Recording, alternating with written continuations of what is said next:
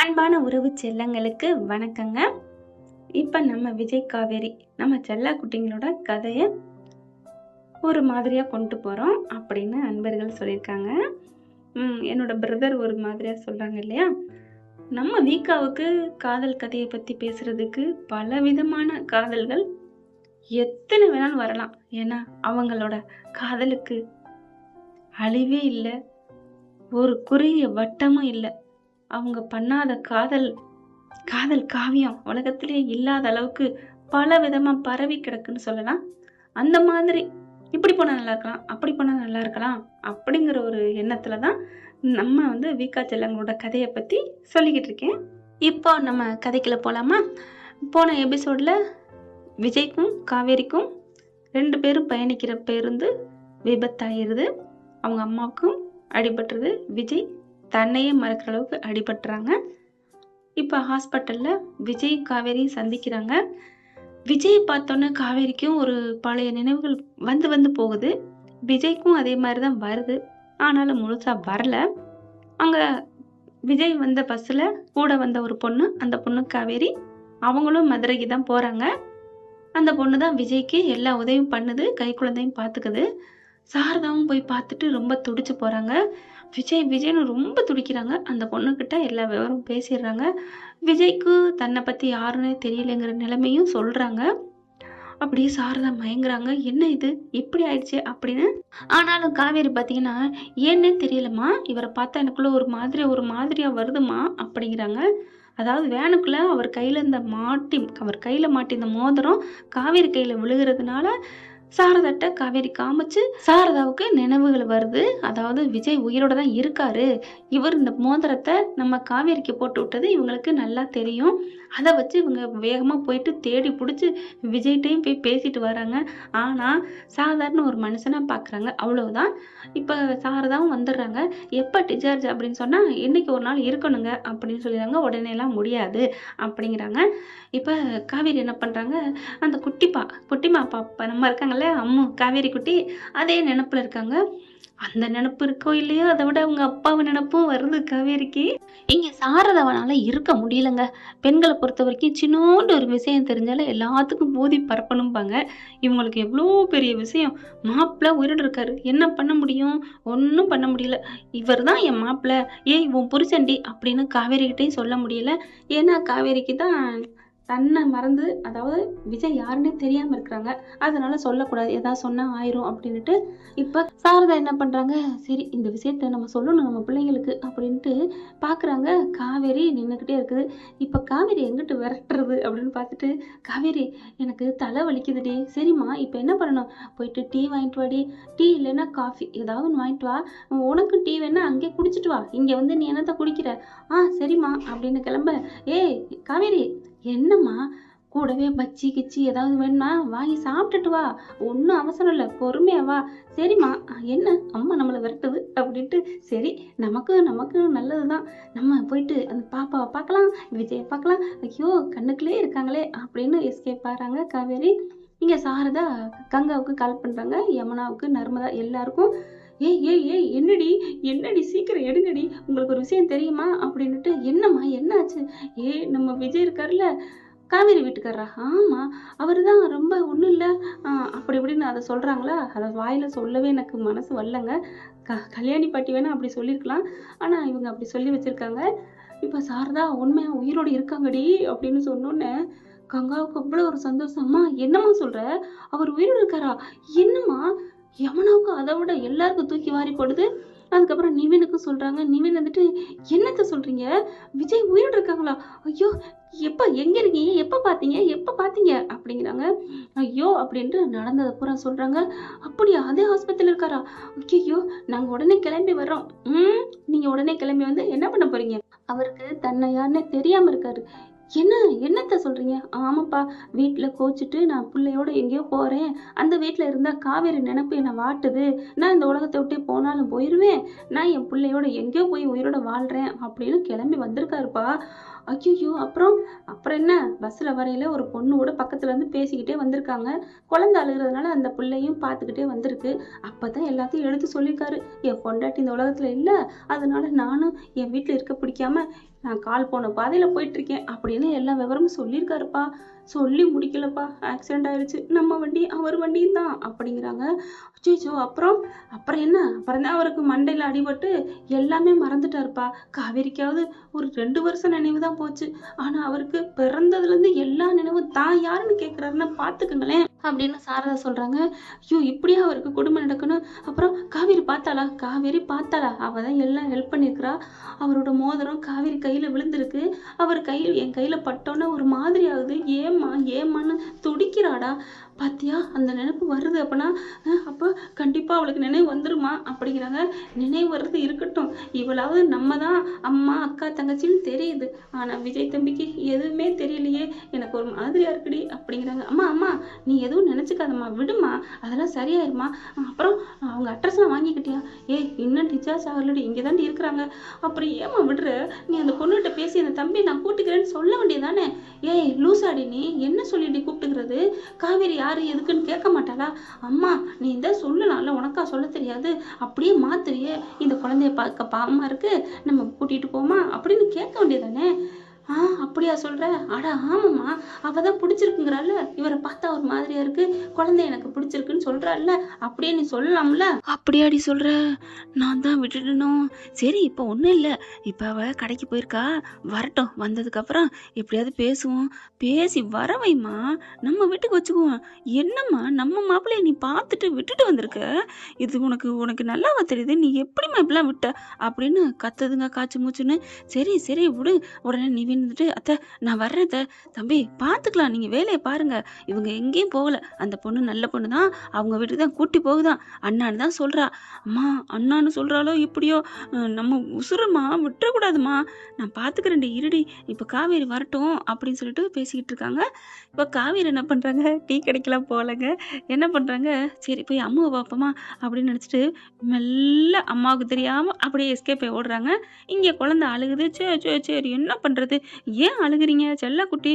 ஏன் அழுகுறா அப்படின்னு விஜய் கேட்க தெரியலையேண்ணா அப்படின்னு இங்கிட்ட அங்கிட்ட ஜூஜுங்கிறாங்க. ஆனால் அழுகையை நிறுத்தவே இல்லைங்க. என்ன பண்ணலாம் அப்படி ஒன்றும் புரியலையே. எங்கெல்லாம் கரெக்டாக காவேரி ஹாய் அப்படின்னு போய் நிற்கிறாங்க. அப்படியே தூக்கி வாரி போடுது அந்த பொண்ணுக்கு. வாங்க காவேரி அப்படிங்கிறாங்க. என்னாச்சு என்ன பண்ணுறா? காவேரி பார்த்து அந்த அதாவது குழந்தைய பார்த்து கொடுங்க கொடுங்க நான் வாங்கிக்கிறேன் அப்படின்னு குட்டிமாக வாங்கிட்டு என்ன செல்லம் அம்முக்குட்டி எதுக்கு அழுகுறீங்க? யாரை தேடி அழுகுறீங்க?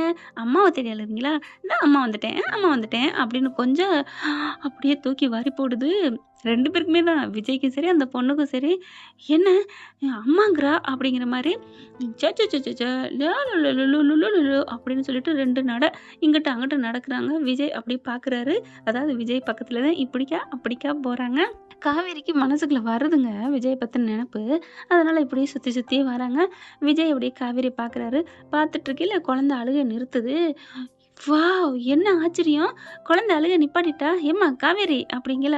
என்ன அப்படின்னு காவேரிக்கு வேகமா நம்ம செல்லாக்குட்டி கேட்குது. இல்ல நான் என் தங்கச்சிய சொன்னேன். ஓ தங்கச்சியவா? பரவாயில்ல நானும் சொல்றேன். தெரியல என்னன்ட்டு என் கைக்கு வந்தோன்னே அழுகை நிறுத்திட்டா. கான் கோயிங் அப்படின்னு சொல்ல ஆமா அப்படின்னு காவேரிக்கு ரொம்ப சந்தோஷம். அதுக்கப்புறம் என்னம்மா அம்மா விட்டுட்டு இங்கே வந்துட்ட அப்படின்னு கேட்க அம்மா விட்டுட்டு வரல. கடைக்கு போக சொன்னாங்க. அதான் வந்துட்டேன் அப்படிங்கிறாங்களா. கடைக்கா? எதுக்கு? டீ கேட்டாங்க. அப்போ வாங்கி கொண்டு கொடுக்கலையா? கொடுக்கலாம். என்னைய டீ குடிச்சிட்டு பஜ்ஜி தின்னுட்டு மெதுவாகவே வாங்கிட்டு வான்னு சொல்லியிருக்காங்க. அதனால் நான் அதெல்லாம் திங்கிற டயத்துக்கு நான் இங்கிட்டு வந்தேன். போனோன்னே ஒரு காப்பியை மட்டும் வாங்கிட்டு அம்மா கிட்ட போயிடுவேன் அப்படிங்கிறாங்க. விஜய் பார்க்குறாரு.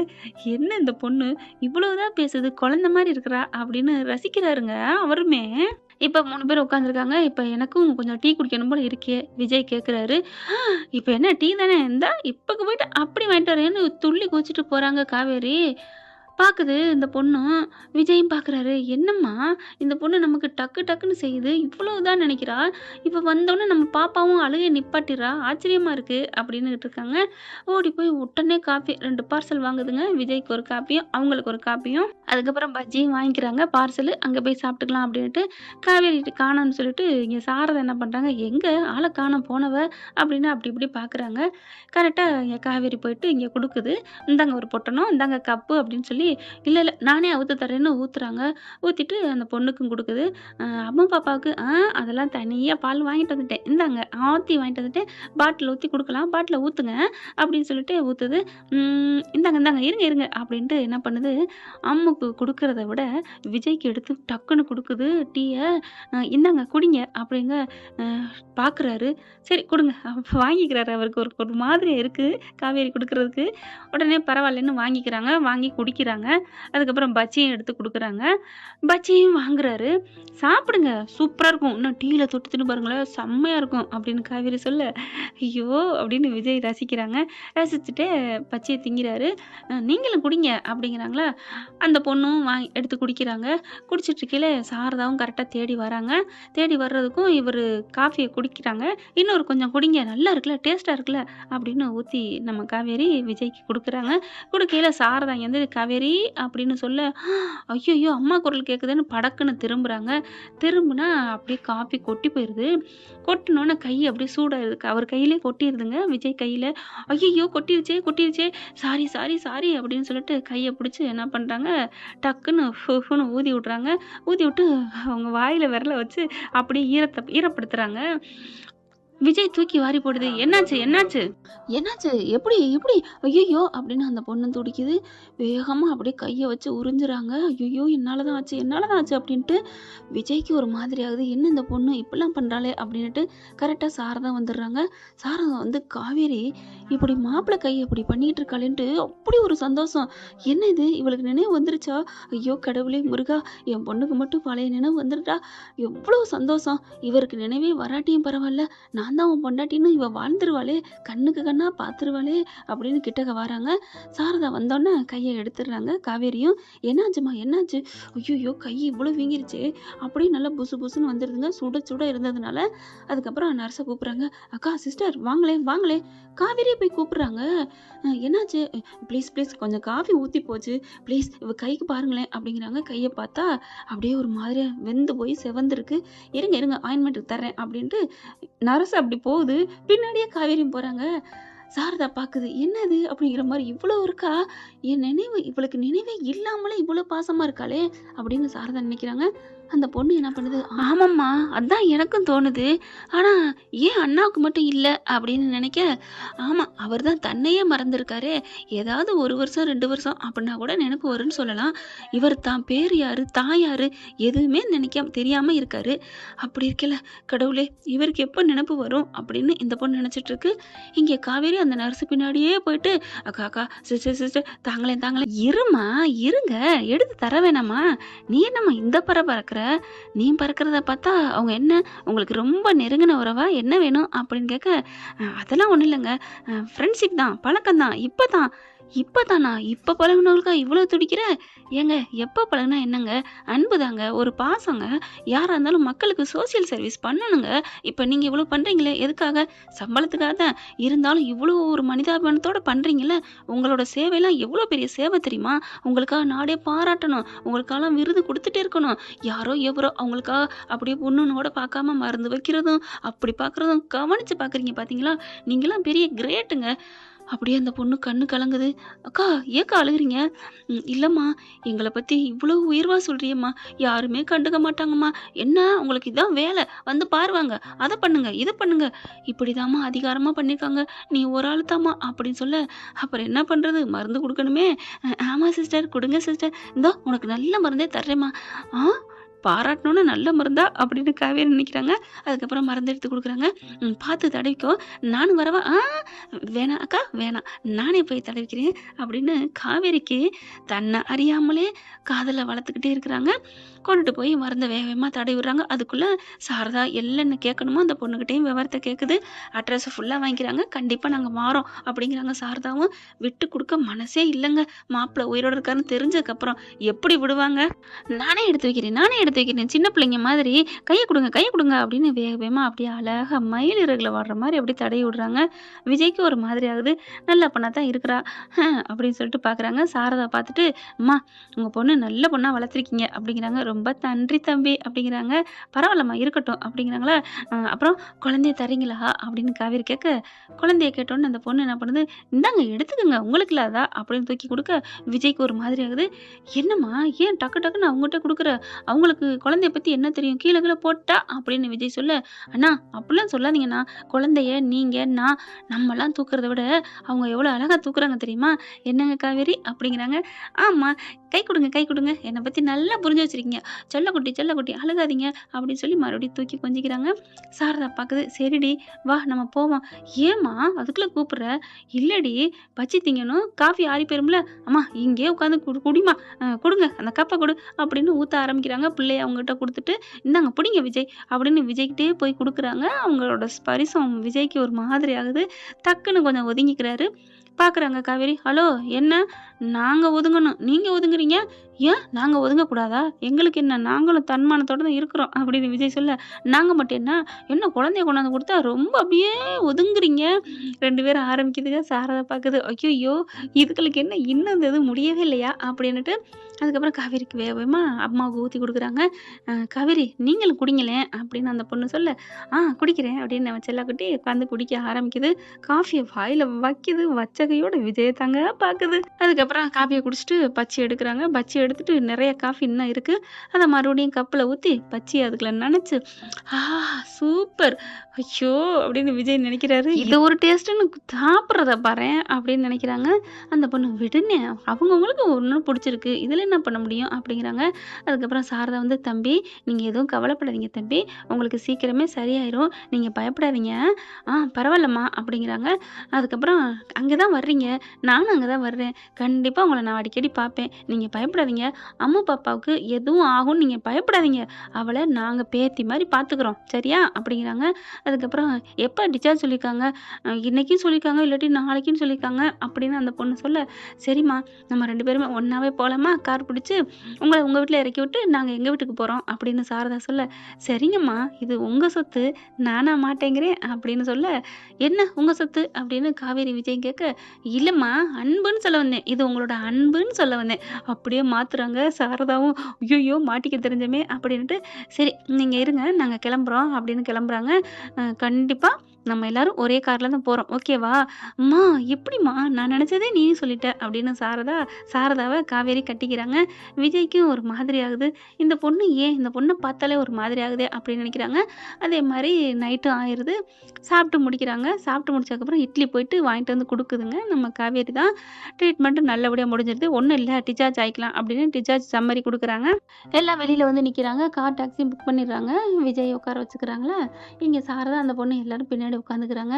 கார் எடுக்கிறாங்க. எடுத்து போயிட்டே இருக்கு வண்டி. நம்ம அந்த பொண்ணு பிடிச்சிருந்தாங்களே அந்த வீடு ஏற்கனவே அங்கே கொண்டு போய் இறக்கி விடுறாங்க. இறக்கி விட்டு கையை பிடிச்சி மெல்ல தாங்க கூட்டி போகிறாங்க. எல்லாத்தையுமே விழுந்து காவேரி தான் பண்ணுறாங்க.